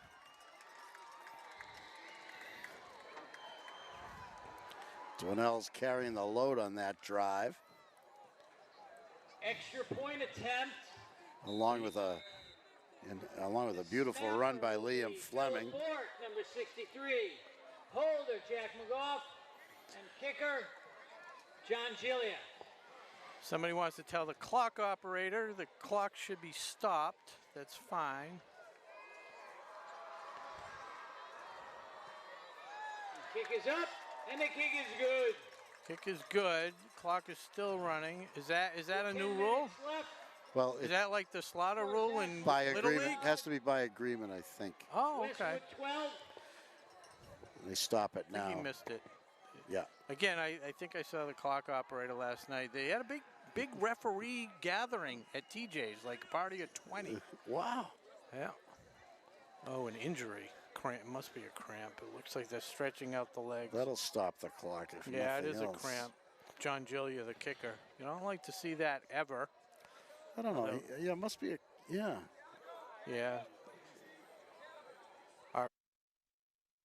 Our Amy Mendoza tending to John Gillia. Ashland Norwood next week right here at Cunis Field. Game time 7 o'clock. Also streaming live on WACA-TV on YouTube and Facebook. But that is shaping up to be a big, big game. And with Gillia with the cramp, that means that they're going to have to bring in somebody else for the kickoff. I think it's one of the underclassmen. I don't know who it is, so we'll keep an eye out. That's exciting, though, for an underclassman to been waiting. You never like to come into a game because of an injury, but it's And a lot of times you just let a former soccer player do it. Of course, in the old days, you just get your biggest lineman and say, kick it as far as you can. Pat Dwinell's is the punter, which they haven't had to use tonight. Yeah, typically your punter is your backup place kicker, but we'll see. When my son Jake was a freshman, he was on the sidelines every game because he was the backup kicker and never got a chance, which was fine at that point. But always one play away. So they are letting 69. The guy with no number, he's not on the board. Not on the roster here. We'll see if they. We'll listen to see if Drozek. Yeah. But he's a. Number 69, Kevin Potassis. Kevin. Evan or Kevin Picassis? It's got to be an underclassman. Fan favorite, that's for sure. And an admirable job. Tackled by number 4. Good Ethan distance, good height. Antonup. Yeah, nice solid kick. Ethan Antonup on the tackle for Ashland. I don't see any Kevins here. No, I didn't quite catch his last name. it sounded like Picassit, Yeah. so I don't know if or Might be brought up from the JVs or something tonight. yeah. Although the JVs are typically here, aren't they? Yeah, Yeah. JV and the freshmen. The freshmen are Everybody's wearing there, yeah. the gray numbers. But he might have been the winner of the fan kicker challenge. He Yeah, might have everyone been- knew he wasn't his regular job. And Every once in a while, they'll have a fan come out, wins a drawing, and gets to make a kick. All right, so another handoff by Westwood. We're under 8 minutes to go. we'll see if they're playing what they call running time, Yeah. which the coaches, I believe, can agree to for the fourth period, Gain of 1. 2nd and 9. which I'm not nuts about because I like to see other kids have their full chance. I like to see the game played straight. And I want to see my prediction of a 5-handle come Yes. true. I like to see the game. I like to see everyone have a chance to, and there's a lot you can do. You can just run off tackle every down, and everyone gets their chance to block and run. I agree. There's the upside Tackle. and the downside is you don't want an injury, but like you said, upside the time goes by so quickly for these athletes. Yes. And it is running time, as you mentioned, because that was incomplete. Clock is continuing to run. 3rd and 9. Let's see what I got for time here, Rob. It's only 10 of 9. Games is going to be a 2-hour affair, which is not bad. Not that you have anything else to do anyway, but Right. got to go home and watch the Red Sox. You know, by the time you get home, it'll only be in the second inning anyway. You know, they started at 8.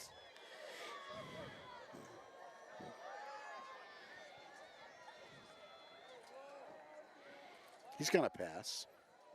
Launched again. Ah, there's a flag. He took a dive. Nick but Tang. He got the flag. Flag on the play. He kind of looked up like, well, what did I do besides tackle him? But then maybe they got tangled up together. But Nick Tang's going to get called for the interference.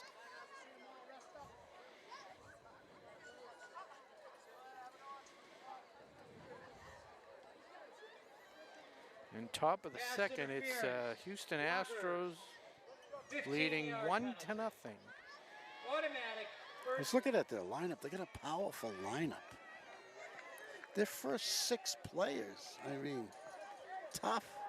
I'll be the first to admit, I haven't really followed it at all till lately. Like I said, my brother had me place a futures wager at the beginning of the season, a few weeks before it First and started. 10 Westwood from I have the Sox to 49. win the pennant, 28-1. Ooh. $170, 178 to win 5,000 Wow. if they can win the pennant. Backed So by number 75, Nate Kavanaugh. That's an exciting bet now. it is. I didn't hedge it. They which could I do could it. have hedged it. You're right. I think they were minus 145 in the series. We'll see what happens. But, you know, Shaughnessy had a story in the Globe Sunday about how he went into a bar, you know, last week when the Red Sox were trying to get into the playoffs, and the bar television was turned to the Cleveland Browns football game while the Red Sox were on. Yeah. Oh! He couldn't believe it. That's the future of the Clockers. Dwinells and Fleming on the tackle Tackled by number 33. for no gain. Yeah, I think I heard something about that. He almost started crying. Right, I was going to say he was really upset by that.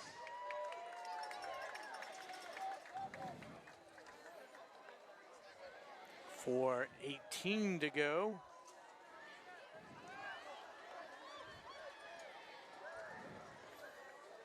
Looks like this was a good game for you to ease yourself back into the flow, Bob. I'm gonna be with you again next week. I know, Rob. very excited. And that will be my swan Fleming. song for the season. What about the playoffs? Liam Yes. I may be in Florida for one of the first playoff games, Well, so you and Josh. If needed, I told Barbara, if needed, I will fill Okay. in. But I'm leaving it in the capable hands of Rob Silver and Josh Abrams. 49.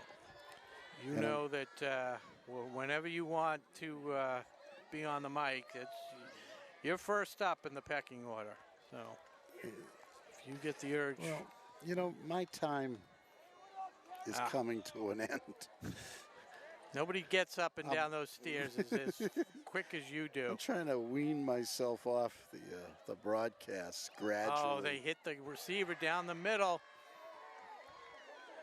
The secondary looked a little confused there. There was 5 guys, but nobody really paying attention. They're not looking for that ball. Not Jason looking for the. Casarino. Stop by number 28. I mean, those are long passes. You got time to find those balls, Right. but you got to want it. Yeah, they're nothing other than, First and 10. like you said, they're 28 just yards. tossing them up there, free for all, and Go for the ball. they're watching the defense. Yes, they're watching the yes, receiver, yeah. excuse me, and not paying any attention at all to. In high school football, more than in any other brand of football, a lot of the passes are jump balls, especially the long ones. Well, that's where we didn't get to see it tonight, but Max Palin and Jake Rims are both.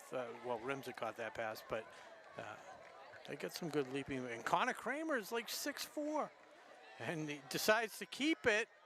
Rolls out to his left. Oh. And a very successful run, about 16 yards for number 8, Andy Weeman, the sophomore. Andy Weeman runs. We're under 2 minutes. Westwood would love to get another one. Sure. If the Clockers get the ball. back, I think we'll be looking at knees to finish out this game. So this is the last football of the evening right here that you will see. And the drama is going to be if Westwood can get a touchdown. The Clockers, of course, don't want to give them a touchdown. No, I'm kind of going to call the actually an intercept. Well, they're going to hand it off right there to Tody. That's I believe okay. it was. Keep everybody honest. Yeah. But Jack McManus, excuse me. This quarterback and his running ability, it could be crucial down here. So we'll see if the Clocker defense can maybe get a pick just to cap off this tremendous senior night. Yeah, and the young quarterback might be vulnerable. Yeah, 53 seconds. They've been around. I mean, like you said, he hasn't been zipping the ball. He's going to want to see the clock stopped on incomplete passes, I'll tell you that. And it's 28. They're going to just content to just run it. And Canning. No. Number 75, excuse me. Let's see if he uses a timeout. 50, Tygo Cisco. No I thought it was timeout number used. 75. No timeout used. Oh, thank you. I had that as Nate Kavanaugh, the sophomore. And the last play of the game, possibly 17 seconds. From the 9-yard line. And he's going to throw. And there it is! Intercepted. Pass intercepted. 50, 40, 30, 20, 10. Found at the 4. Down at the 5-yard line. Michael Diaz. The game's over. That is the ball game, folks. Who got that one, Rod? That's a senior, Michael Diaz. Oh, what a moment. Poor Michael, the only senior who unfortunately didn't have family with him tonight to do the senior night, caps off an amazing night picked it off around the 10-yard line when, 85 yards, just came up about 5-6 yards short. Yes. That was a 90-yard run back on that. He got it at the 10? Yeah, 10 to the 5. Yeah. I was tired just watching him. Man, I was hoping, I knew he was going to get hit there at the end, but I was hoping he could maybe break it. Yeah, just shed that one tackler, but just still. Stay up. How exciting, though. Mike Diaz caps off a fabulous senior night at Cunis Field at Ashland High School. A fabulous game.